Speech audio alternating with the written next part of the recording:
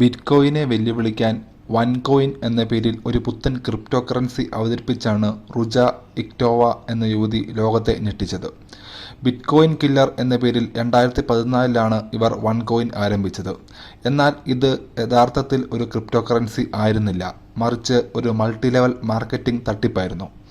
ലോകത്തെമ്പാടുമുള്ള ലക്ഷക്കണക്കിന് ആളുകളിൽ നിന്നായി ഏകദേശം $4 മില്യൺ, അതായത് 33,000 കോടിയിലധികം രൂപ ഇവർ തട്ടിയെടുത്തു.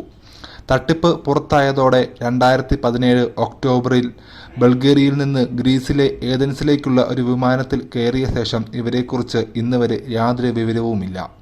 ഇവർ പ്ലാസ്റ്റിക് സർജറി ചെയ്ത് രാജ്യം വിട്ടെന്നും അതല്ല കടലിൽ വെച്ച് കൊല്ലപ്പെട്ടെന്നും പല കഥകളുമുണ്ട്.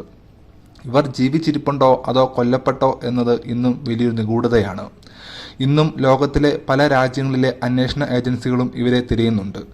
FBI മോസ്റ്റ് വാണ്ടഡ് ലിസ്റ്റിലുള്ള ഒരേ ഒരു വനിതയും ഇവർ തന്നെയാണ്. ആ 33,000 കോടിയും ഈ ക്രിപ്റ്റോ ക്യൂനും എവിടെയാണെന്ന് ഇന്നും ആർക്കും അറിയില്ല.